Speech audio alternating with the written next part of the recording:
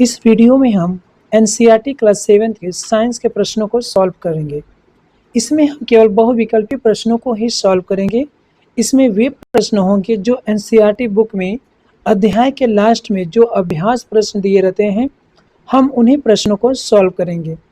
ठीक है, हमने एनसीईआरटी के सारे प्रश्नों को हल किया है, किंतु इसमें हम केवल एमसीक्यू वाले प्रश्नों को ही देखेंगे।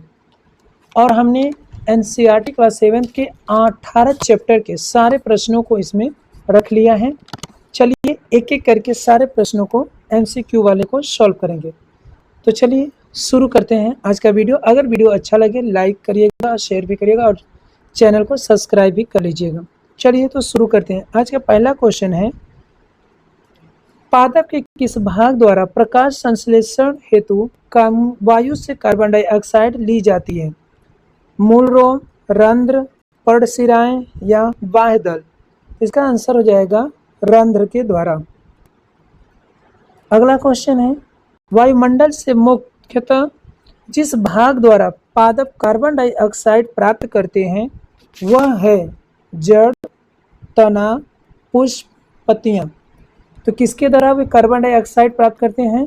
तो सही आंसर हो जाएगा इसका पत्तियां। पत्तियों के द्वारा वो कार्बन डाइऑक्साइड ग्रहण करते हैं। अगला क्वेश्चन है, वसा का पूर्ण रूपेण पाचन जिस अंग में होता है वह होता है अमाशय, मुख, क्षुद्रांत्र या बृहदांत्र? तो इसका आंसर हो जाएगा मुख। अगला क्वेश्चन है क्वेश्चन नंबर 4, जल का अवशोषण मुख्यतः जिस अंग द्वारा होता है वह है अमाशय, ग्रसिका, क्षुद्रांत्र या बृहदांत्र? तो इसका अच्छा आंसर हो जाएगा बृहदांत्र। ठीक है, बृहदांत्र जो है वो जल का अवशोषण करता है। 5वां क्वेश्चन देखते हैं, निम्नलिखित में से किन से ऊन प्राप्त नहीं होती? इसमें बताना है कि किस में से ऊन प्राप्त नहीं होती। याक, ऊंट, बकरी या घने बालों वाला कुत्ता? तो इसका आंसर हो जाएगा घने बालों वाला कुत्ता। देखिए यहाँ पे याक, ऊंट और बकरी इन तीनों से हम ऊन की प्राप्ति कर लेते हैं, लेकिन घने बालों वाले कुत्ते से हमें ऊन की प्राप्ति नहीं होती।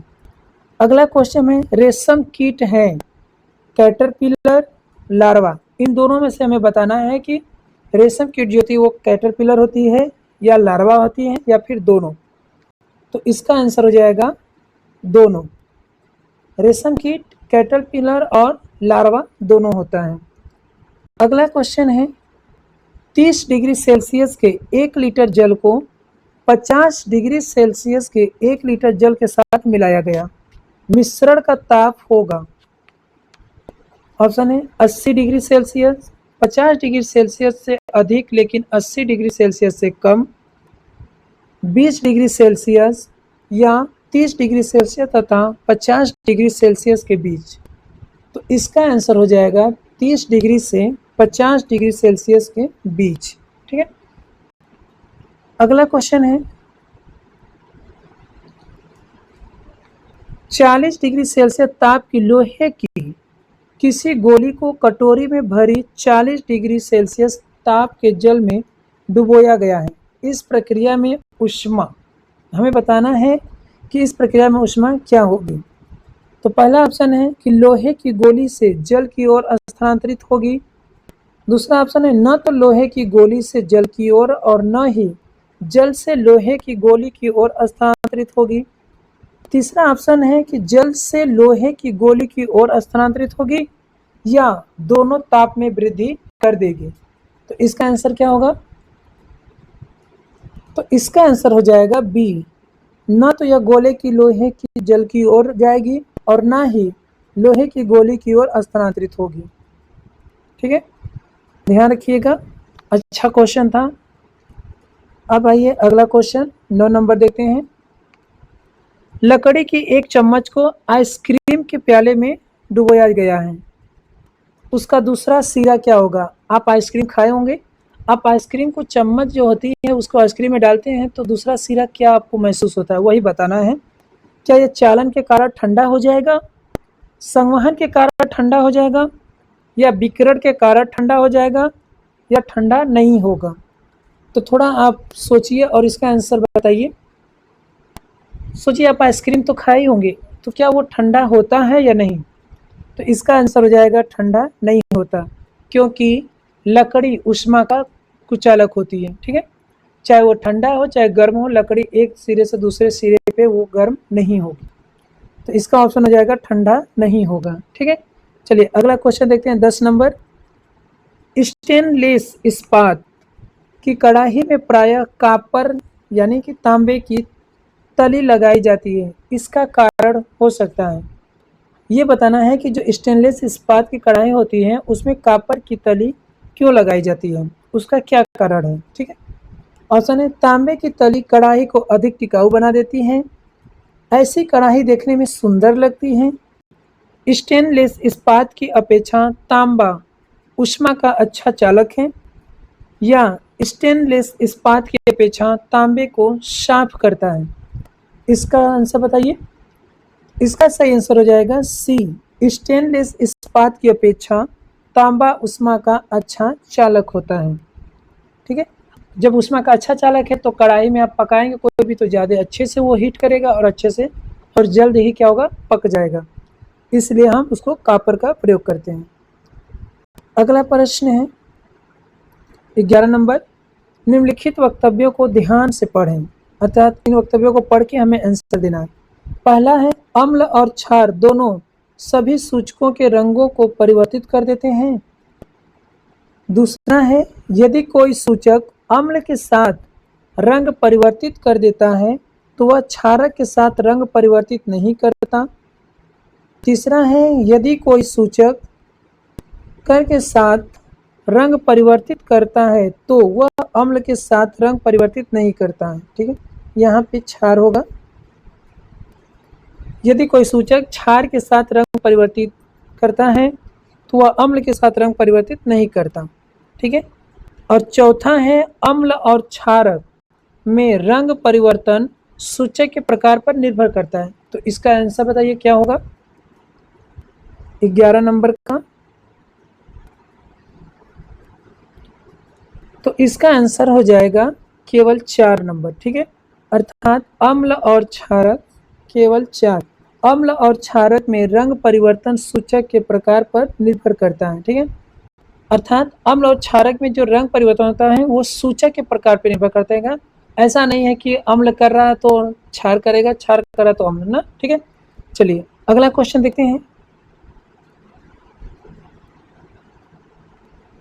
क्वेश्चन है कि हम रसोई में जिस गैस का उपयोग करते हैं वह द्रवित पेट्रोलियम गैस एलपीजी कहलाता है।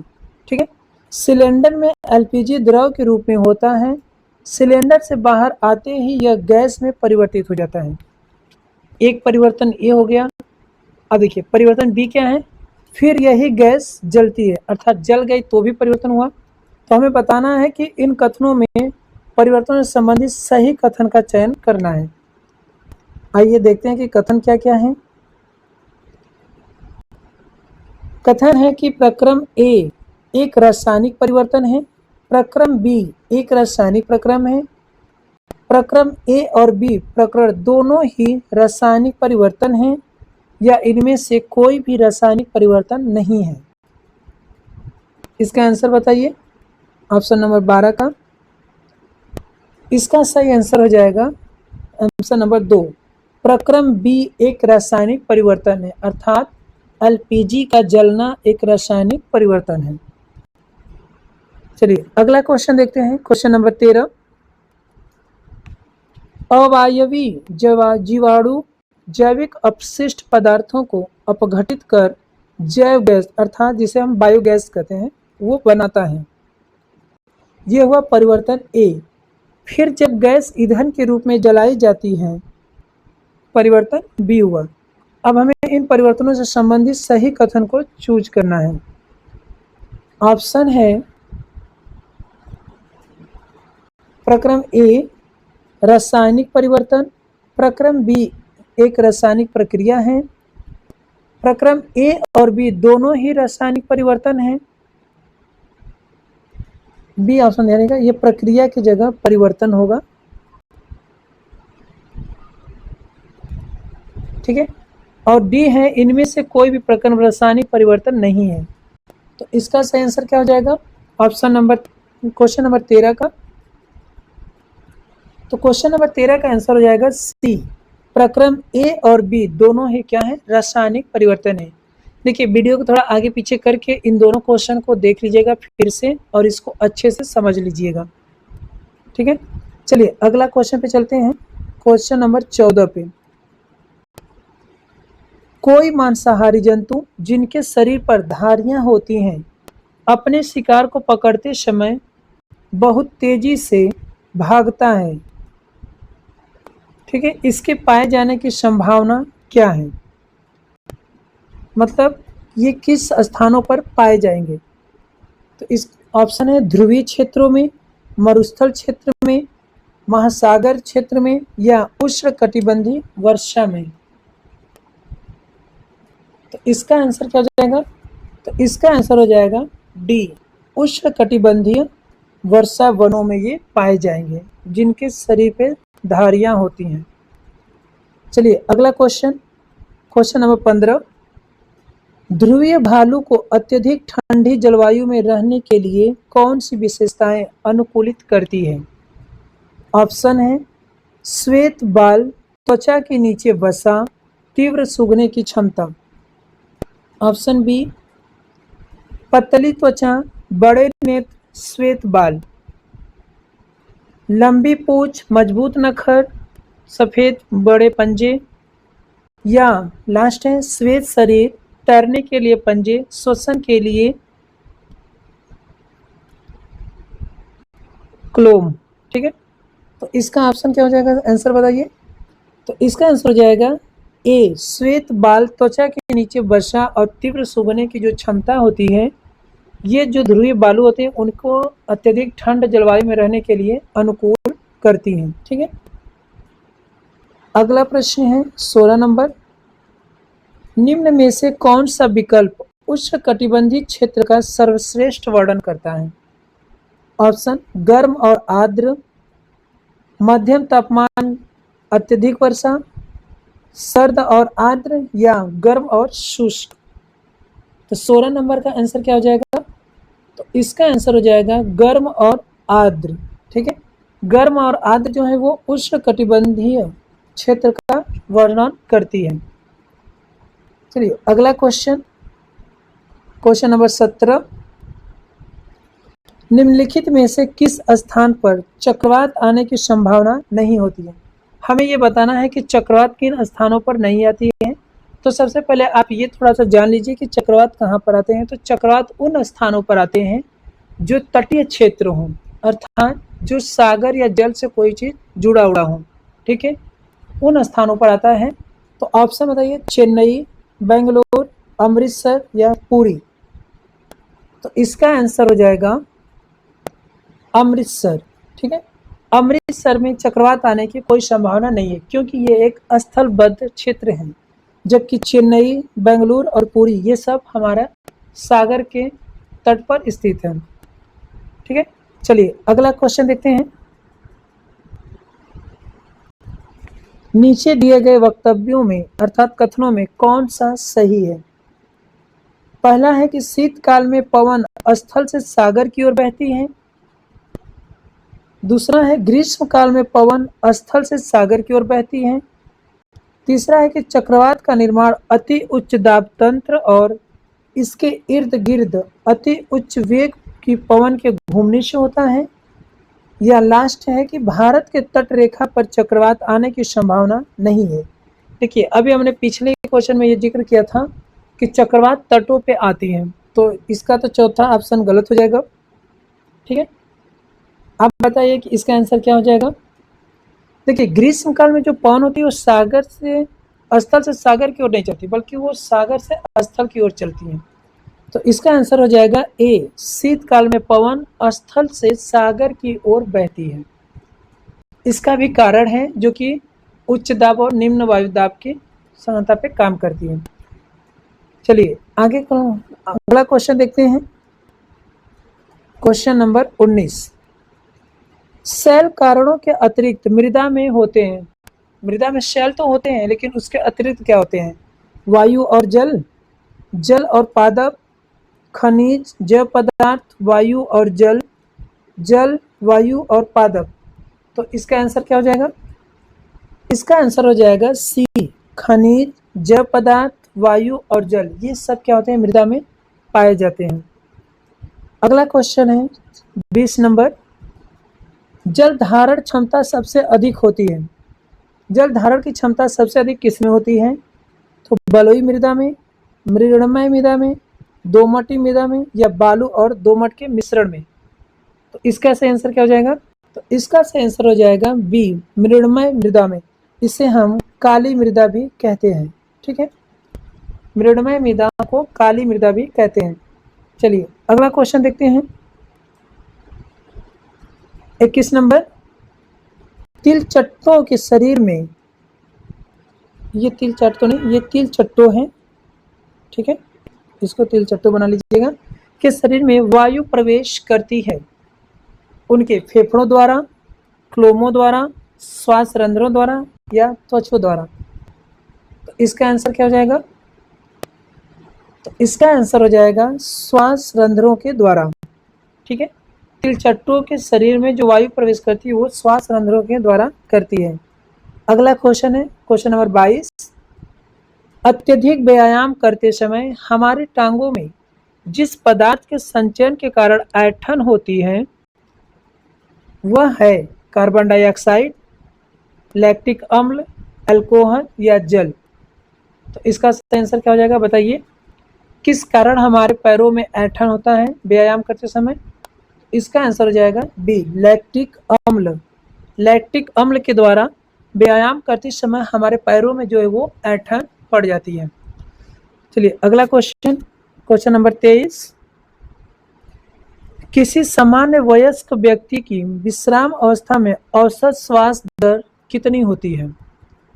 ऑप्शन 9 से 12 प्रति मिनट, 15 से 18 प्रति मिनट, 21 से 24 प्रति मिनट, या 30 से 33 प्रति मिनट। इसका आंसर क्या हो जाएगा? इसका आंसर हो जाएगा बी, 15 से 18 प्रति मिनट। ठीक है, देखिए ध्यान दीजिए कि ये श्वसन की बात कर रहा है। जब हम श्वास लेते हैं उस समय हम 1 मिनट में 15 से 18 बार सांस को अंदर और बाहर करते हैं।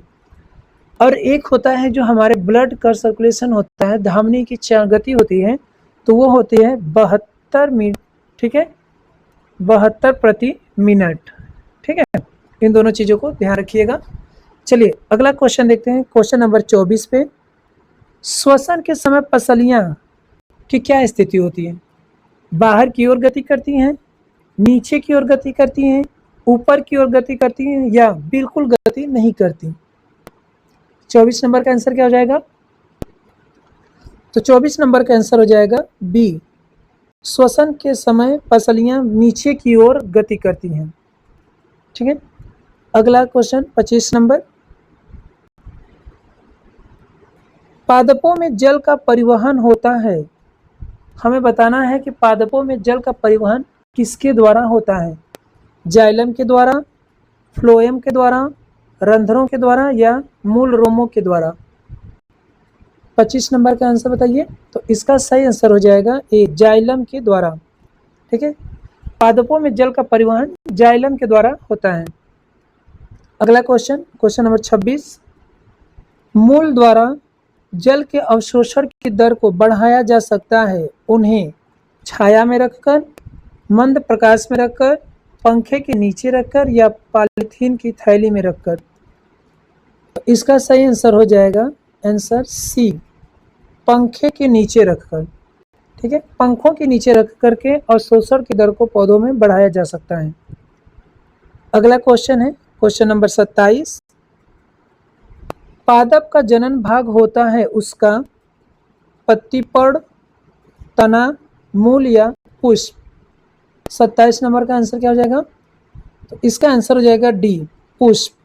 ठीक है, पादप का जो जनन भाग होता है वो पुष्प होता है।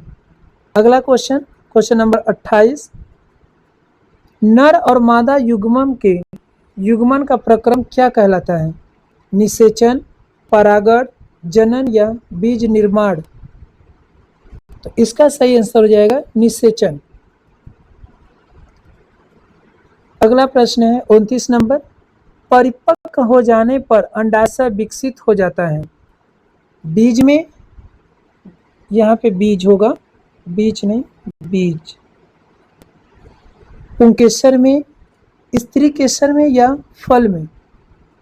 तो इसका सही आंसर हो जाएगा फल में। ये बहुत इंपॉर्टेंट क्वेश्चन है, ध्यान रखिएगा कि फल में परिपक्व हो जाने के बाद अंडाशय जो होता है वो फल में विकसित होता है। अगला क्वेश्चन 30 नंबर, बीजाणु उत्पन्न करने वाला एक पादप जीव है। गुलाब, डबल रोटी का फफूंद, आलू या अदरक? 30 नंबर का आंसर हो जाएगा बी, डबल रोटी का फफूंद। डबल रोटी का फफूंद ये बीजाणु उत्पन्न करने वाला एक पादप जीव है। अगला क्वेश्चन है, ब्रायोफिलम अपने जिस भाग द्वारा जनन करता है वह है तना, पत्ती, मूल या पुष्प? इसका सही आंसर हो जाएगा बी, पत्ती। ब्रायोफिलम अपने पत्ती के द्वारा जनन करता है। वेरी इंपॉर्टेंट क्वेश्चन है ये, इसको याद रखिएगा। अगला क्वेश्चन, निम्नलिखित में से कौन सा संबंध सही है? हमें सही संबंध को बताना है। चाल बराबर दूरी गुणे समय होता है, या चाल बराबर दूरी बटे समय, चाल बराबर समय बटे दूरी, या चाल बराबर 1 बटे समय गुणे दूरी होता है? तो इसका सही आंसर हो जाएगा चाल बराबर दूरी बटे समय। ठीक है, यही से हम 3 चीज को देखते हैं। चाल बराबर दूरी बटे समय, और दूरी बराबर हो जाता है चाल गुणे समय। ठीक है, और समय बराबर हो जाता है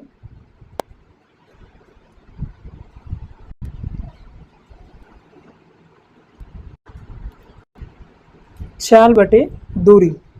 ठीक है, चलिए अगला देखते हैं।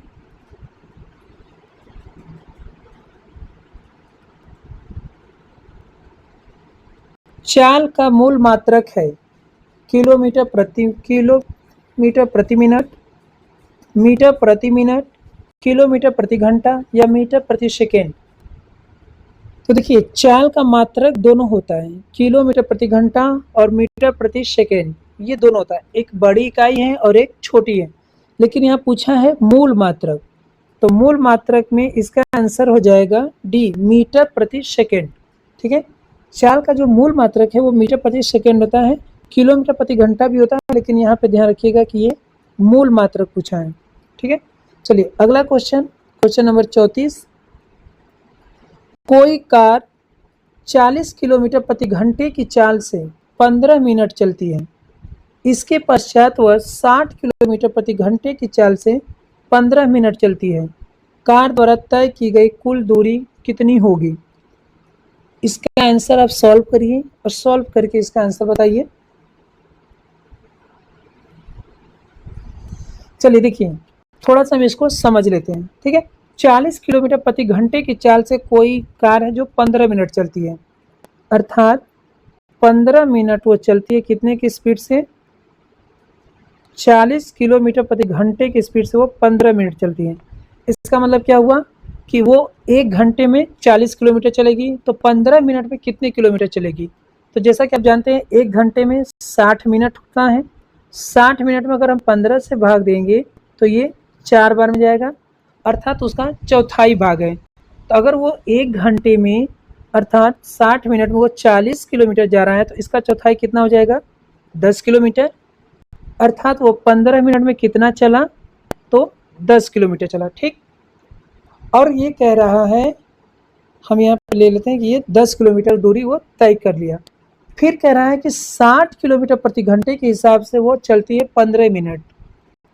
अब देखिए 60 किलोमीटर वो चलती है, 1 घंटे में 60 किलोमीटर जा रही है, तो 15 मिनट में कितना चलेगी? तो यानी कि 60 मिनट में जब वो 15 का चौथाई है, तो यानी कि वो चौथाई भाग ही रन किया होगा। तो जब हम 4 से यहाँ भाग देंगे तो कितना हो जाएगा? 15 किलोमीटर। ठीक है, अर्थात 60 किलोमीटर की स्पीड से 15 मिनट में वो 15 किलोमीटर की दूरी तय करेगी। टोटल दूरी कितना तय किया? 25 किलोमीटर। तो इसका आंसर हो जाएगा बी, 25 किलोमीटर। ठीक है, आसान है। थोड़ा सा आप इमेजिन करिए कि आप जब बाइक चलाते हैं या गाड़ी या ट्रेन पर बैठ के जाते हैं, तो अगर 60 मिनट में आप 40 किलोमीटर जा रहे हैं तो 15 मिनट में कितने जाएंगे? अर्थात यदि 60 का चौथाई 15 है तो 40 का चौथाई 10 हो जाएगा। उसी प्रकार 60 किलोमीटर है, जब 15 चौथाई है तो 60 का किलोमीटर का चौथाई कितना हो जाएगा? तो 15 किलोमीटर। ठीक है, चलिए अगला क्वेश्चन देखते हैं। Question number 35।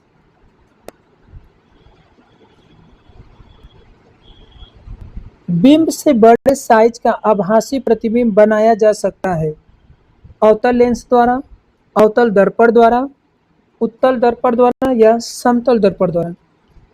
इसका आंसर क्या हो जाएगा? इसका आंसर हो जाएगा बी, अवतल दर्पण द्वारा। ठीक है, अवतल दर्पण द्वारा हम बिंब के बड़े साइज का आभासी प्रतिबिंब बना सकते हैं। अगला क्वेश्चन है क्वेश्चन नंबर 36। डेविड अपने प्रतिबिंब को समतल दर्पण में देख रहा है। दर्पण तथा उसके प्रतिबिंब के बीच की दूरी 4 मीटर है। यदि वह दर्पण की ओर 1 मीटर चलता है तो डेविड तथा उसके प्रतिबिंब के बीच की दूरी क्या होगी? इसका आंसर क्या हो जाएगा? इसका आंसर हो जाएगा सी, 6 मीटर। चलिए अगला क्वेश्चन 37 नंबर। एक कार का पश्च दृश्य दर्पण समतल दर्पण है। ड्राइवर अपनी कार को 2 मीटर प्रति सेकेंड की चाल से बैक करते समय पश्च दृश्य दर्पण में अपनी कार के पीछे खड़े किसी ट्रक का प्रतिबिंब देखता है। ड्राइवर को ट्रक का प्रतिबिंब जिस चाल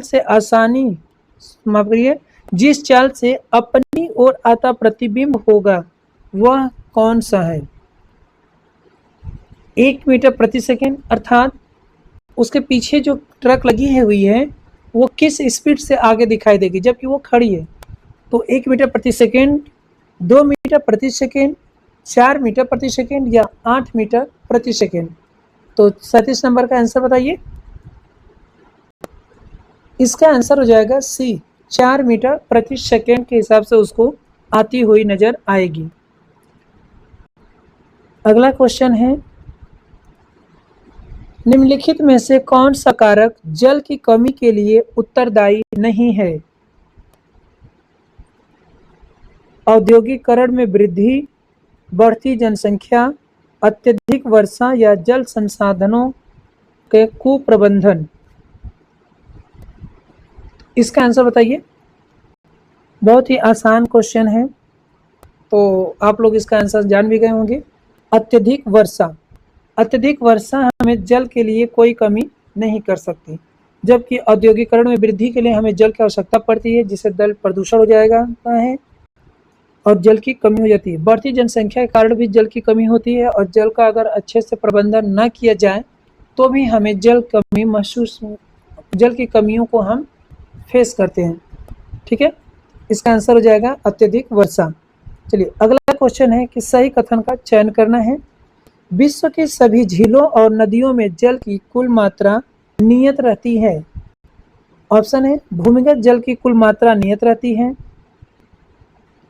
विश्व के समुद्री और महासागरों में जल की कुल मात्रा नियत रहती है। विश्व में जल की कुल मात्रा नियत रहती है। इसका आंसर क्या हो जाएगा? तो इसका आंसर हो जाएगा कि विश्व में जल की कुल मात्रा नियत रहती है। ठीक है, अगला क्वेश्चन है, निम्नलिखित में से कौन सा वन उत्पाद नहीं है? हमें बताना है कि वन उत्पाद कौन सा नहीं है। गोंद, ये गोंद है। प्लाईवुड, सील करने के लाख या केरोसिन, कौन सा हमें वन से प्राप्त नहीं होता है? वन उत्पाद मतलब जो वन से प्राप्त नहीं होता। इसका आंसर बताइए। इसका आंसर हो जाएगा डी, केरोसिन। केरोसिन हमें वन से उत्पाद नहीं होता। अगला क्वेश्चन है, निम्नलिखित में से कौन सा वक्तव्य सही नहीं है? अर्थात हमें जो गलत है उसको बताना है। वन मृदा को अपरदन से बचाते हैं, ये सही है। वन में पादप और जंतु एक दूसरे पर निर्भर नहीं होते, नहीं। ये गलत है। वन जलवायु और जल चक्र को प्रभावित करते हैं, ये भी सही है। मृदा वनों की वृद्धि और पुनर्जनन में सहायक होती है, ये भी सही है।